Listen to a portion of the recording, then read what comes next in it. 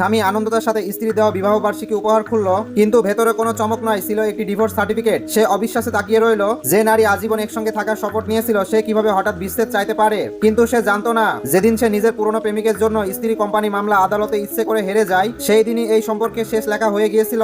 7 বছরে কখনো হারেনি সে, কিন্তু সেই দিন সে একটুখানি আবদারে সেই মামলা তুলে নেয়। ফলাফল, স্ত্রী কোম্পানিকে দিতে হবে কোটি টাকার ক্ষতিপূরণ। স্ত্রী প্রশ্ন করেছিল, প্রমাণ থাকা সত্ত্বেও কেন হারলে? স্বামী বলেছিল, ওই নতুন আইনজীবী হারলে ওর ভবিষ্যৎ শেষ। তারপরও নির্লজ্জভাবে যোগ হয়েছিল।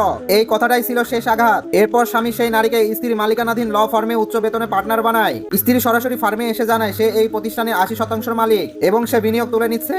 সবাই তখন বুঝে যায় তার টাকা ছাড়া এখানে 1 মাসও চলবে না। স্বামী ভেবেছিল স্ত্রী ব্লাফ করছে, কিন্তু বেতন দেওয়ার দিনই স্ত্রী শুধু বলল, আমার কাছে টাকা নেই। শেষ পর্যন্ত স্বামী গোপনে কোম্পানির টাকা সরায়। সেই কাগজের সাথে জুড়ে ছিল ডিভোর্স পেপার। স্বাক্ষর পড়ার সঙ্গে সঙ্গে এই সম্পর্কের সব দরজা বন্ধ হয়ে যায়। সেদিন রাতে স্বামী যখন প্রেমিকার জন্মদিনে ব্যস্ত, স্ত্রী হাজির হয়েছিল তার শেষ উপহার নিয়ে। শান্ত গলায় বলে, কোর্টে দেখা হবে।